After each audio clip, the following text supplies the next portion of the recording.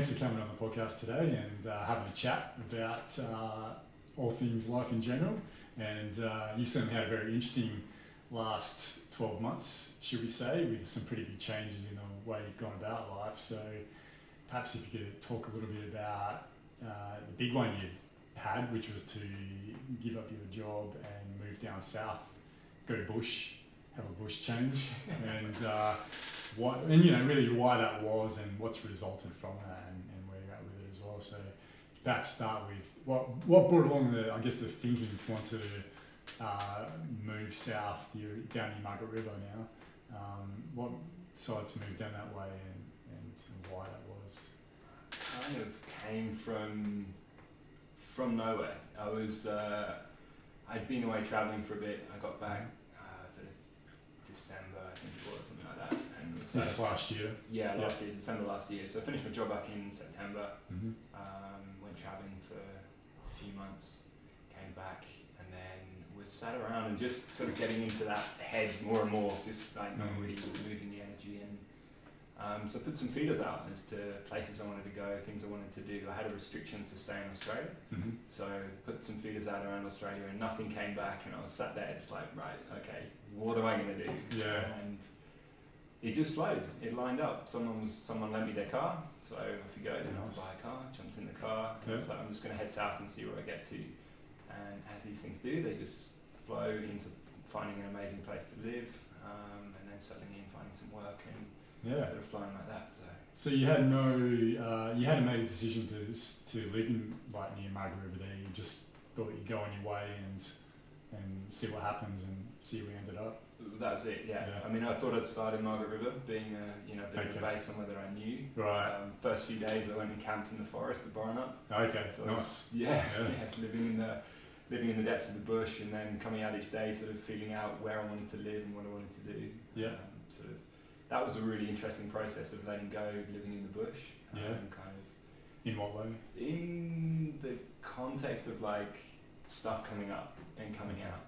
Yeah. When you drop back into that sort of setting that's really peaceful, you're off the grid, there's no connection. There's no distraction, yeah. And you're left with like what's going on in your own world and in your own minds. Yeah, it's a big one, isn't it? And something we don't really have we're not fortunate enough to be able to really do, because it is so busy, our lives are so busy, and if we're not busy with family or work or leisure activities, then a lot of the times we fill it in with technology, or like it might be TV, radio, internet, whatever it might be. So yeah, we don't ever get that opportunity, do we, to like see what's really going on. And it takes to go camping or go away and do something where you're stripped away from all that, to see that again, see those aspects of ourselves. But it can be a shock to a lot of people, because it's like, oh fuck, I didn't realise this is what was going on in my brain or in my mind. And not that's always bad things, but a lot of good things as well. But yeah, we don't ever really get that opportunity just to check in on ourselves, I guess. But what you did was you sort of forced yourself to do that. Well, you kind of create that space and that opportunity to do it. Quite often when we have free time, we fill it up. Yeah. With that overactivity, it's like, right, what am I doing? I've got a weekend off, or I've got 4 days, or I've got a holiday, right, what am I going to do? Yeah, I need to try and fit in as much as possible and, make the most out of my time.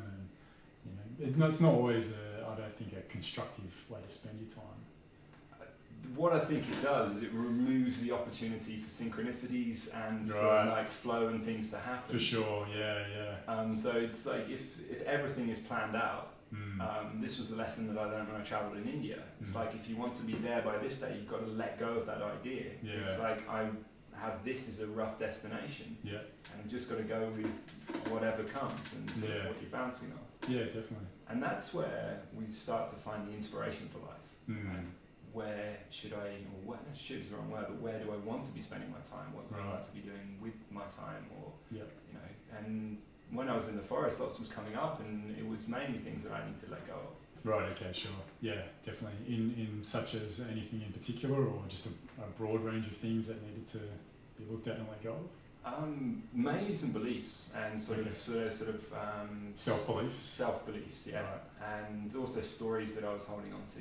Of things that I wanted to happen, ways that I wanted things to unfold. Right, okay. Like forcing it, hey, or like controlling perhaps is a good way to look at it. it's sort of like if everything's in place, then it's, you know, I don't need to worry about anything. Yeah, yeah. If I can get this right and this right and this right, and then once I've done this, then I'll be fine, or then it'll be okay, or then I'll do the thing I wanted to do.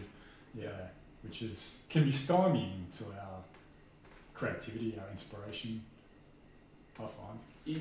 I've always found you get to that point, you get to the end of that, you achieve whatever it is that you set out to achieve, and you get to the end, and then it's like this massive, like, what's next? Yeah, sure. And it's kind of like almost creating that car crash scenario that then gets you to really open up and think. Yep. Two ways then that manifests for me is, one is I get busy doing something else, or find another goal or another thing to fill my time with. Yeah. Rather than just go, okay, I won't stop and listen for a while, have that patience in that space. Yeah, definitely.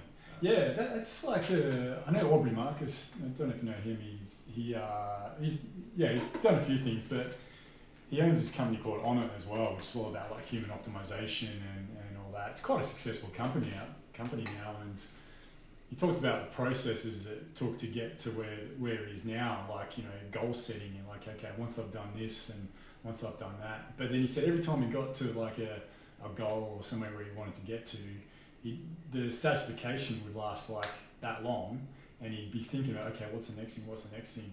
So then what he started doing was really looking at just the process of it all. So like each day getting up, like meditating, going for a coffee, going to the beach, whatever it might be, doing just and being present with that, and then getting to work, then creating, then doing it, and not really focusing so much on the goal. Because in doing that, and I know I've certainly found myself, it's like, do you know another good way to think about it is sometimes when I go, like talking about the bush, when I go bushwalking sometimes, I love bushwalking, I love being out in nature and everything, but sometimes I'm like so focused on the track and like what's in front of me and where I'm walking that I'm forgetting to look like at the tree and the birds, and like and before I know it, I've walked like however long, like a kilometre or whatever, and not really taking in anything that I've experienced except for like this path that's right in front of me. And I think that's a great I shouldn't say it's a great analogy, it is an analogy though to the way a lot of us live our lives, where it's all about focusing on what's next, what are we doing, rather than just the process of what is. And sometimes I don't believe we live in a society that's conducive to let us do that unless we really put in the will to do that ourselves, or, you know, and that includes doing something like what you've done, and take yourself away from it and force it upon yourself. Yeah, and it's sort of like if you've got that end goal, I mean, if you're bushwalking and you're I'm doing this 10k loop, and it's going to take me around, so I've got to walk 10k's, I've got 4 hours to do it, or 3 hours, whatever. Yeah. You're focused on that, and your only goal is to get back to where you started from, to the end destination. Right. And for me, it's sort of like, well, what if there's an incredible trail that leads off down this way? Yeah. And there's something down there that you don't know about. Yeah, yeah. So it's like, I try to look at it that, you know, like the purpose for moving down south to spend the time that I am at the moment was in order to find out what it is that I really want to be spending my time doing, where I want to do that. The reason I try to create as much space around that as possible is I don't know what that's going to look like as it comes in. Yeah. And it's the same with anything that you do when it's linear, like, I've got to get to this point. So the example I like is like, if you start studying something at university, you're already focused on the end goal, which is completing that. But what happens if you get really inspired by a part of the course that you're doing really early on? You know, it's sort of like, does that then open up another set of goals, or do you go, okay, well, I enjoyed that, but once I get there, I can look back at it? Yeah, I know, right? That's a tough thing. That's a tough decision to go with or be with, isn't it?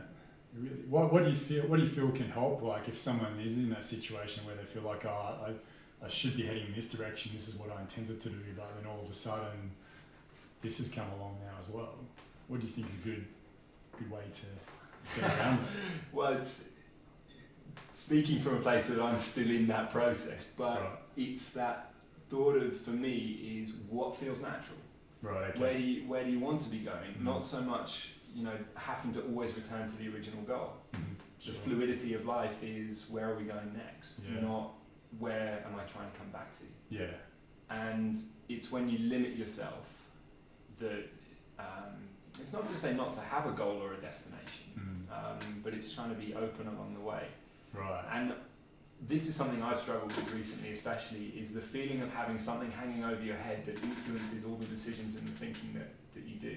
Sure. Can come in any form, right? Job, partner, family, work.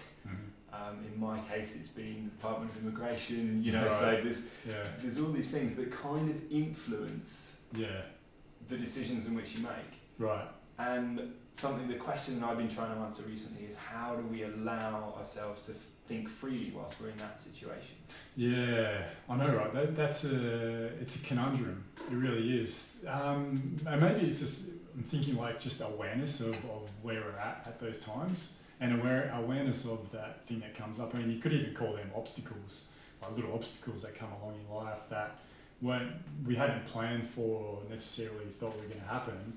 But is that going to throw us off, any goal that we may have had, or thing that we wanted to envision or create? Because, I mean, certainly, you're a writer as well. Like, I think I find the number one obstacle to creating and actually doing is just not like, this sounds stupid, but just not doing it. Like, there's no real reason why I can't write like one blog a day, say, for example, or even two. There's no real reason. Like, I can find the time, I can do it, but the reason I don't do it is, because I don't really feel like I need to do like one blog a day.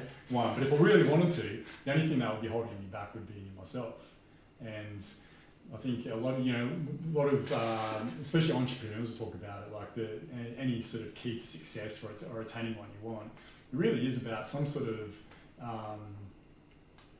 like motivation that really takes you and pushes you past any obstacle that comes your way, because they always do. And I think very often in life we get these little things that we see as obstacles, but perhaps are just like pointing us in another direction where we could be going, that would open us up into something else.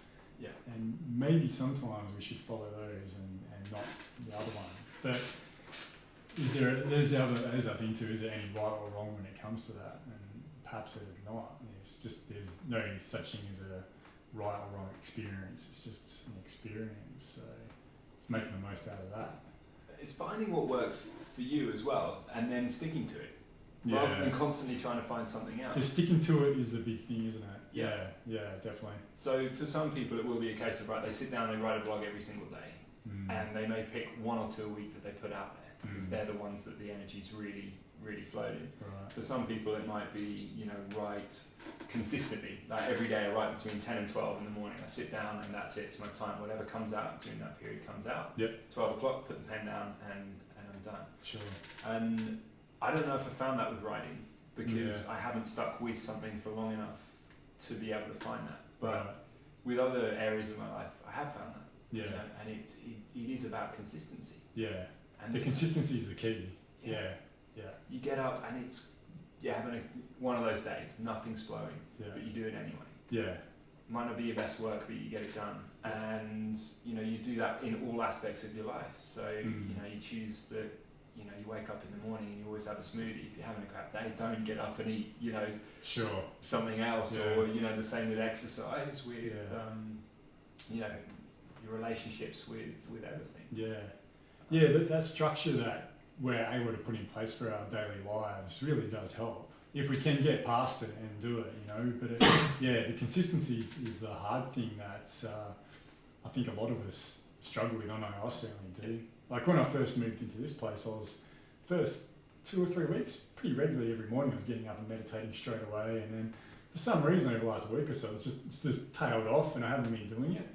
And I was like, what could I achieve if I had consistently been doing it? What could I achieve in 1 month's time, 2 months' time that I haven't received now? And that, to me, that's like a motivating factor to actually want to do it. Like, what is achievable if I have the consistency to do it? And perhaps I think for me, it's just looking at and just the process of it. And like you said, even when you don't feel like it, just getting up, doing it. I can't be fucked having a cold shower this morning, or I can't be going for a run or whatever it might be, but I'm going to do it anyway. And inevitably, like I'm sure been a witness to it too, that you do end up feeling a lot better about things when you do it. Yep. And then you can get the ball rolling for other things and other things that inspire you and help you to create as well. Yeah. Yeah. It's kind of that point of like, especially if meditation is the example, for me, I find if sit down right now and do it, then everything starts again. Right. And tomorrow again you sit down and everything starts again. Yeah. And it's sort of that point of, if you don't have that consistency, Yeah. then you're going back to the point where you started before. If Right. meditation is what brings you to that presence. Sure. So it's always that opportunity to start again. Yeah. And Yeah. Like a reset. Yeah. Yeah, definitely. Yeah. Yeah, definitely. It's very true. And yeah, that actually brings up a good point about like other aspects of our life, that we have different things we have available to us that do allow for a reset. Like I really believe having a good, decent reset in your life, even if it's like once a year or whatever it might be, is thoroughly important to us. I mean, if you look at tribal civilizations, for example, they do things like, they'd have their own ceremonies, different types of ceremonies, but also, like with Aboriginal people, they have a walkabout or something like that, where they take themselves away from themselves for a period of time. Yeah. And it allows themselves, like Michael was talking about it last night, where basically, creating a space where you can take yourself away from your normal environment or the reality that you've constructed for yourself, so you can become the observer to it a bit more.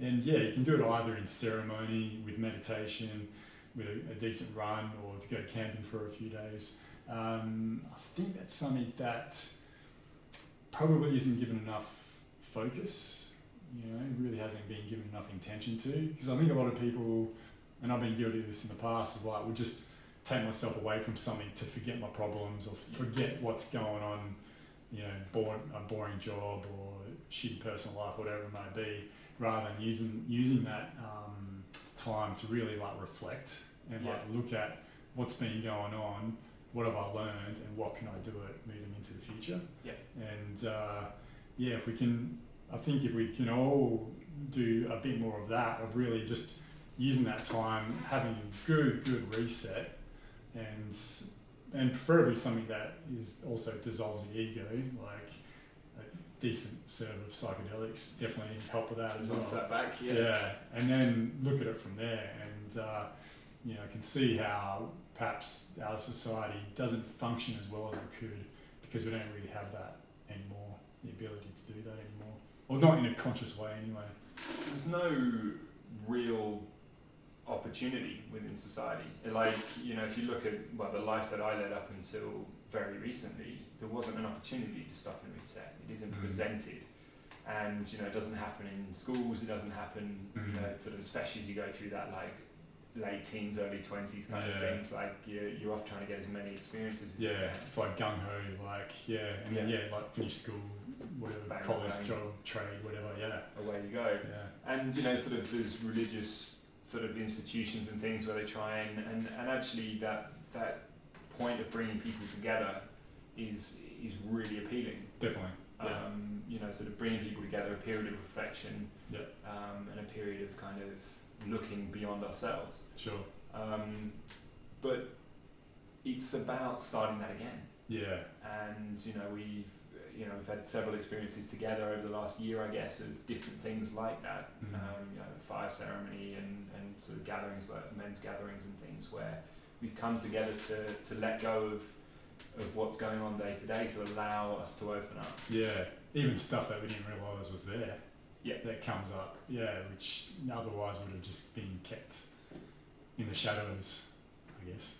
Well, no, kept within us. It's like the within the kept shadow, within our inner shadow. Yeah, within the inner shadow. I mean, that energy doesn't leave the body unless we acknowledge it and release it. Exactly right. Yeah. So if we're able to release it, then it's gone. Yeah, definitely.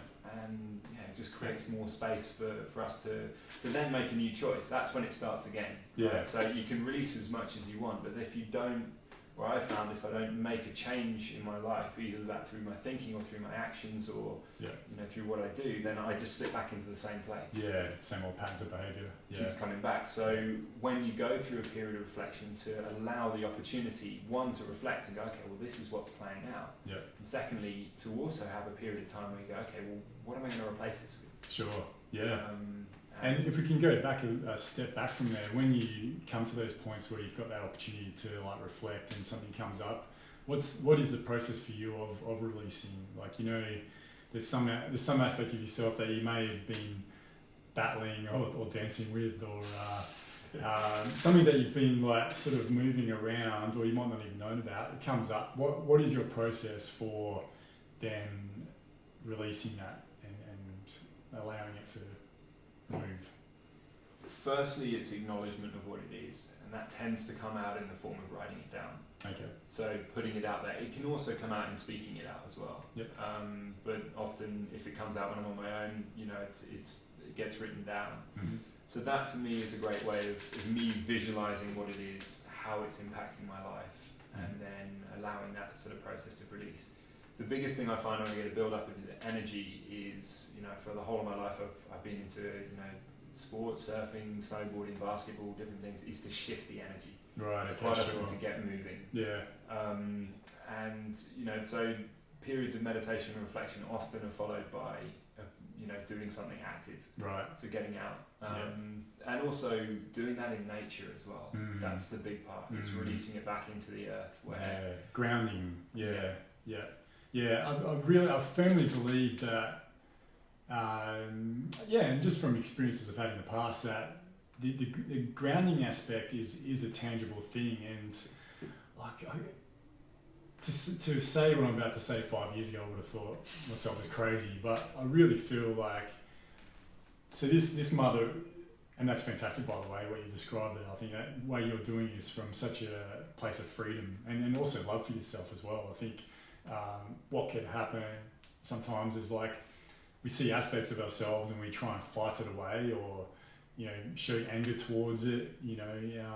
There's that Jungian thing of even it can occur in our dreams where one aspect of ourselves comes up in the form of another person that we dream about, but it's really us, and a derision takes place in that dream or whatever, and we feel like we're dealing with something, but we're not really. When we can come from a place of like objectivity and to be able to then express it, like you said, through writing it down or talking about it, and just releasing it with love, really is just the most, and gratitude too. Actually, that's the other big thing, because whatever that is that we feel was preventing us from moving forward or keeping us back, served its purpose in one point in time, and it's usually an aspect of the ego that was there to protect us from something, especially from things generally when we were little, like when we were a little kid, this pattern of behaviour formed that our ego formed that kept us safe, but then what happens is we get older and it stays in us, and it can end up becoming quite toxic. That's generally the theme, but releasing it with gratitude is a really great way to then move on from that experience. And then, like you said, to also ground it as well, get out, be active, be out in nature. And going back to my theory about this Mother Earth, is that she really is a consciousness. Like there is a consciousness to this earth, and we are able to communicate with that consciousness as well. And she certainly takes our pain. Like if we ask her to, and if we surrender ourselves to the earth, like she can take our pain or any of our aspects of ourselves that need to be released. And she does it without asking anything in return. It's like she's quite a phenomenal creature, this earth we live in. It's just one big moving living organism that's absorbing that, and more and more that dive into any personal work and anything that I've done, the more I sort of start to see the disconnect between how we're actually treating that as well. For sure, definitely. A lot of that stems from religion, really, back in the day, where we were taught that the earth was for our being, that we're here, earth was for us to use, and it's not really. It's like, we're here. We are Earth. It's the manipulation of the earth was something one way around this is, I don't want to misquote a stat, but it's either 40% or 60% of the earth is now being manipulated by man. I think it's probably 60%. It'd be up, yeah, even higher, most probably. Probably is now. Yeah. And that is part of the beauty of having made the journey to Australia from England, Right. where I grew up in beautiful countryside. I grew up on a farm, but it's all manipulated by human hands. Right, sure. Everything. Yeah. You know, there's ditches, there's hedges there, kept. And coming to Australia, we're really lucky here. We have native bush, native areas that we can go to. They are shrinking, and you know they're under threat, but we have that ability, and there's a real energy about that. And when you say that the earth can hold that, there seems like there's a stronger strength of that in places which are untouched. For sure, that a bit, virgin, if you will, that can have, there's a different form of energy there. Definitely. Yeah, I know what you mean. Like in England, I think, I studied landscape architecture, and we looked into England a little bit, but they had the whole, pastoral, agricultural, but then also the picturesque. They call it the picturesque era, which was like in the early 20th century or late 19th century into early 20th century, which is really about getting rid of all the trees and creating rolling green hills, because it was picturesque, and that was what the fashion was. And man, to go hippie woo woo with it, there is something about the trees as well. Like the trees definitely lend themselves to something quite powerful, something quite tangible. And as you know, you have to be amongst them for a period of time, and you feel different. Like you're something. I don't know what the word is to even describe it. It's like it's awe-inspiring for sure, but just the way you feel after you spend any amount of time in a forest, in a healthy forest, sort of gets you remembering about what life is really all about. In no way that living in a boxed home with your TV on can ever do. Well, the vibrational energy in a forest like that, how it changes our vibration. Yeah. And when you the look resonance. The frequency in which we're operating at, and it brings us back to a more natural state. Yeah. Which is where we're able to find peace, joy, and the natural feelings that really help us to exist. Yeah. And someone was talking about the other day about how if you go to a city, look how many squares and boxes there are. Right. And then go into nature and see if you can find one. Oh yeah. Good point. Yeah. But really good point. There's none. Yeah. I've been looking. Sure. There's one plant that I found which takes on a square shape by the formation of its leaves. Okay. But it's not square. Yeah, right. It's just growing as it comes out, as it flows. Right. In the competition for sunlight, for water, and then the interconnectedness of different plants. Which there is actually a method to, if we can just go on a tangent, the Fibonacci, you know what the Fibonacci sequence is? No, I should, but... It's a mathematical formula. It's really just like you're adding the previous two digits to get the sum of the next. So it's like 1, 1, 2, 2 plus 1 is 3, 3 plus 2 is 5, 5 plus 3 is 8. Yeah. And it's if you've seen that the Nautilus curve, or it's got that sort of shape like that. A lot of seashells have that shape, and like lobsters and things like that. But anyway, so a tree, the branches of a tree actually follow that Fibonacci sequence. So if there's say if on a tree, on a large tree, there's 13 branches.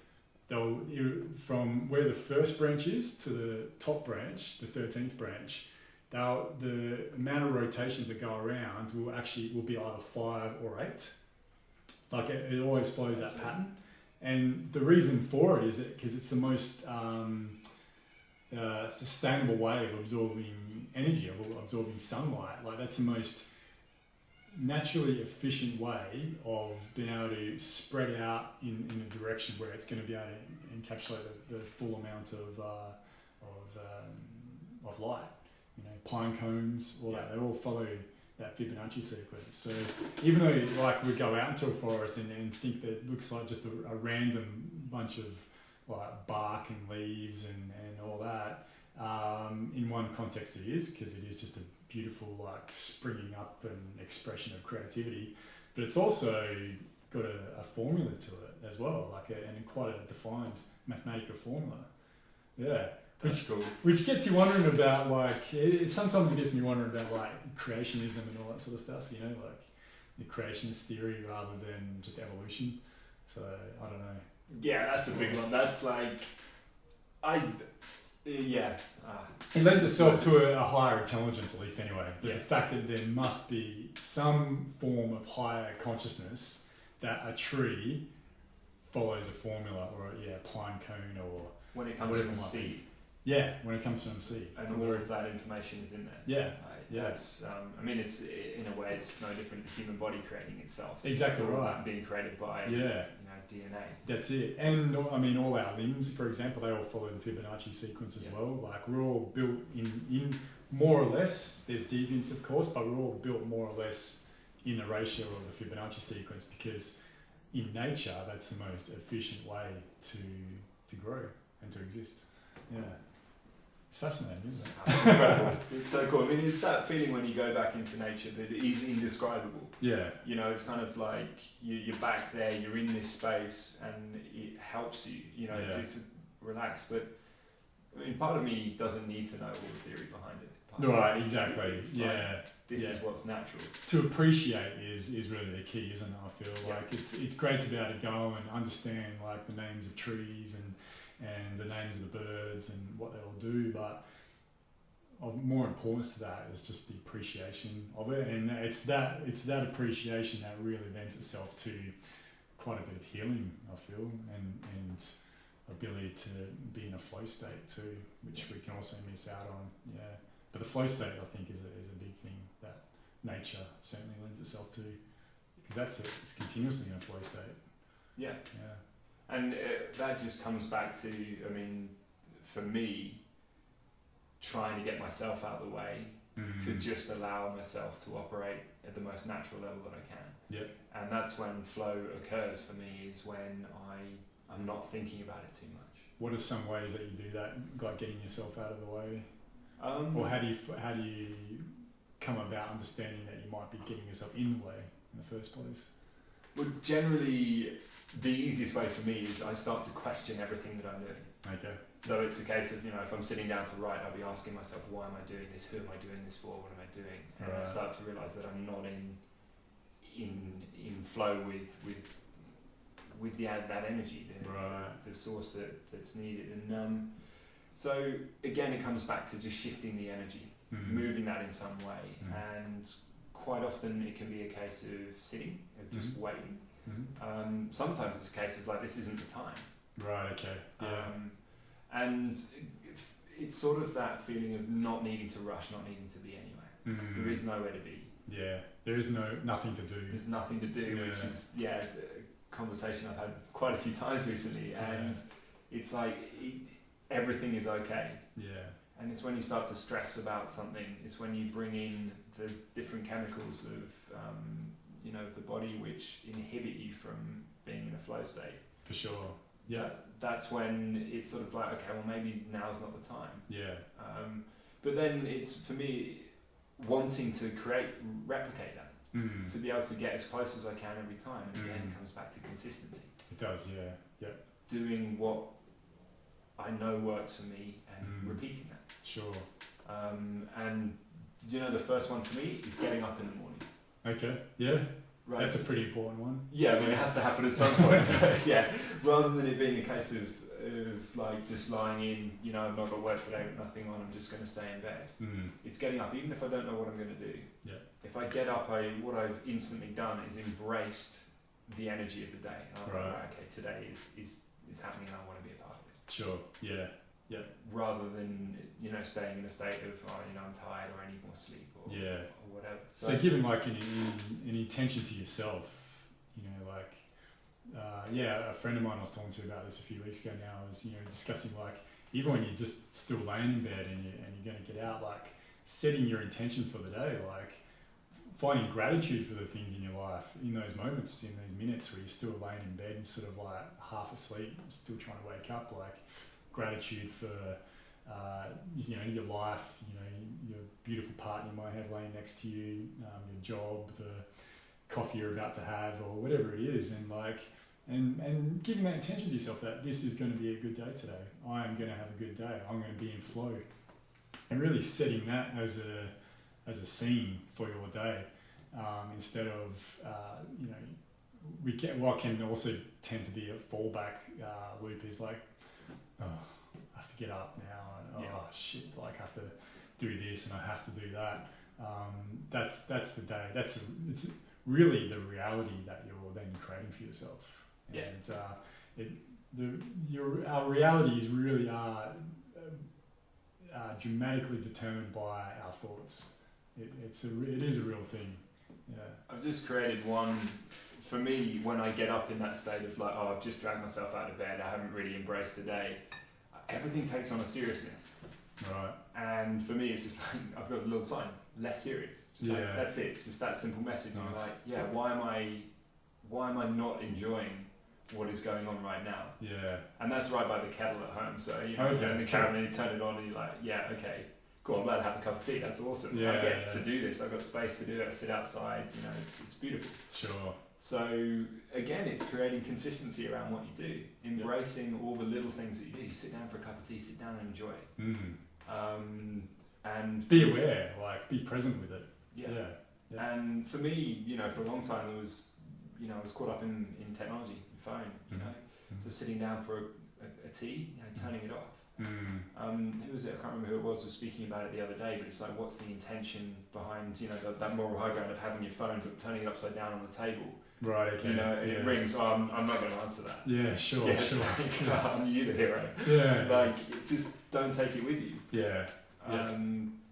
I've started doing something where I actually go out for the day and leave my phone at home. Okay. Yep. Nice. So it's like, you know, well, there's nothing that important that's going to happen today. Yeah. You can wait until later, you know, Yeah. replying to a text or a message or something. Yeah. So it's, again, just creating space for life to present itself. For sure, yeah. And having some sort of control over it as well. I think often we can be controlled. It sounds weird and fucked up to say this, but we can be controlled by our technology. Yeah. You know, it really is a thing, you know. So that's something we definitely need to be a bit more mindful of. And I'm interested to see how that goes over the next few years, because more and more technology, and especially our phone, has encroached on our personhood. Like, it's really... Some people will leave home and forget their phone, and it feels like they left their child behind. You know, same sort of feeling. Oh shit! I mean, I've had that before. Like, oh fuck, I left my phone at home. And I mean, it's not really, because I mean, what if I don't bring my phone? What's going to happen? What's the big deal? You know, nothing really. Might have a deeper connection with someone. Might do, exactly. Yeah. Or potentially there's an emergency and there's something wrong. My mum, you know, has to get taken to hospital, or whatever. Right? But the chances of that happening are so slim that it doesn't even bear thinking about or worrying about. And even if it does happen, that's just life anyway, you know. So, you know, a lot of people I think will do that because they'll make a reason with themselves that, oh, what if something happens, or what if someone has to contact me, or what if, you know, all these what ifs. But is it no different to justifying any addiction that you do or any addiction that you have, right? Exactly. It's a justification. It's like, I need it. Good point. And there is a time when you do need it. Yeah. You know, if you use it for work, or you genuinely are going to meet up with someone and, you know, you need to communicate with them, that's fine. It's great use for technology. Sure. You know, I use it for maps and, you know, listening to music and podcasts and stuff, and that stuff's... We're actually recording a podcast off my phone right now, so hello everyone, you're viewing this through my phone. Incredible. Yeah. Like, amazing. Yeah. But we're not sitting here with our phones out, you know, in the respect of like waiting for a message or you know, going somewhere else. And definitely, that for me has been the biggest lesson of moving down south, is slowing down to the rhythm of myself. Nice. The speed in which information comes in, and therefore the speed in which I can process it. And there was too much information coming in before, right, and I couldn't handle it. Stressed out, get anxious, you know, sort of get this sort of feeling like I'm missing something. Okay. And when you're in the flow state, I don't know the last time I checked my phone and I was truly in the flow state. It just doesn't matter anymore. Nice. And so this is something that's coming out and playing out for me more and more, is to let go of that. You know, and create periods of time where I do communicate and I, you know, allow myself to be open to communication. Of course, it's awesome. That's good too. I love the people in my life, so you know, I want to speak to them. So that's one ritual that I've started getting into as well, is removing the phone from where I sleep, and so sort of creating that separation. Doesn't happen all the time, but that's one that I'm working on. Yeah, Doing nice. a caravan, a little space. Put it at the other end. Airplane mode or something. Nice. Yeah, I'll do that with mine at night time as well. Just put on airplane mode and just don't have to worry about it then. Yeah. Especially because of the Wi-Fi signal. Sometimes I do worry about that as well. But it's it can certainly be a great tool, and we can use it to our advantage. But it can also be sort of like a deceptive mistress as well. You know, wanting our attention and sort of craving our attention. So we really need to have like the control over our own thoughts, our own mind, and not something else. And I think a lot of things that we spoke about tonight in regards to doing that, it just really helps with having some sort of structure. You know, having some sort of balanced lifestyle where you are thinking about your thoughts and being more aware of them, and giving yourself time for a reset when it's needed, and being conscious of that as well. And it really goes a long way to living really a happy life, you know, and getting rid of anxiety as well. You know, like anxiety is an affliction that a lot of us deal with, and I've certainly found, you know, with a practice that I've had for a few years now, that I don't have anxiety anymore. You know, of course things come up, you know, that you get a bit stressed out about, but you also learn to deal with those as well, you know, and handle those situations a lot better than in the past. Perhaps I would have like just freaked the fuck out and not knowing what to do, you know. So it helps in many ways, and just a general feeling of happiness is like, for me, like that's what life's all about, you know. We're here, let's be happy. It's like make the most of it. Let's enjoy what we have. Yeah. You know, and then it's like anxiety always comes because something generally is missing, or something, the fear of something being taken away. Right, for sure. And so when it comes back to it, if we can remove that, you know, that grasping or that, you know, sort of aversion or pushing something away. Yeah. And that feeling of just letting things go when they need to go. Yep. And you know, sort of not, if something isn't coming in, not to chase it. Yeah. Definitely. So like surrendering, you know, because that's what a lot of anxiety is based on, is something that you're worried about happening in the future or coming to you in the future, or whatever, good or bad, and finding a place of surrender to just what is. Like, okay, I got my foot got run over by a car yesterday, or whatever it is. Like, okay, well now I'm going to deal with that, you know, and not having anxiety about any potential outcomes, just surrendering to what is. And you know, I think that's a big thing that you know, perhaps a lot of us don't have that ability to do that, you know, at the moment anyway. I think for me it came from big things. It came from the moment of, you know, sitting Vipassana or sitting in ceremony, right, where you've needed like a big break. You have to surrender. Yeah. Because if you don't, you know, it's going to fight back. Yeah. And once you've had that, and you can experience that feeling of what happens when you do surrender. Yeah.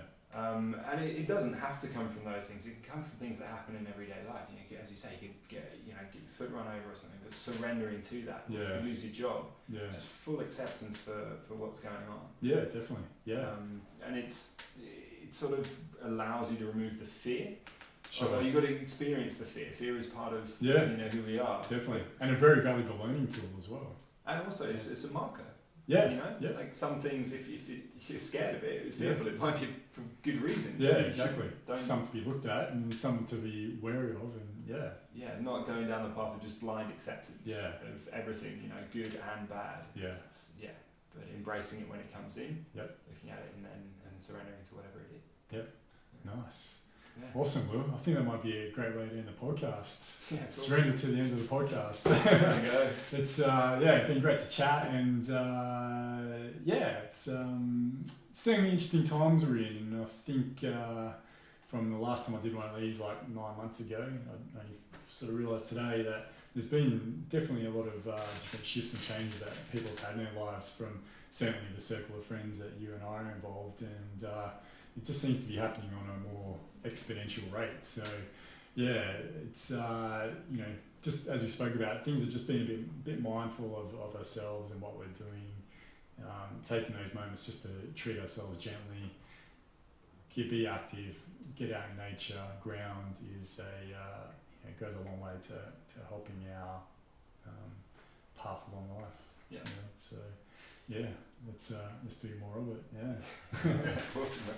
Well, thank you very much, and I'd love to have you on again next time you're around this way. Love to set up a time, that'd be fantastic. And yeah, we'll talk to you then. Time for some dinner now. Yeah, getting hungry. Thanks, mate. Cheers. Mate.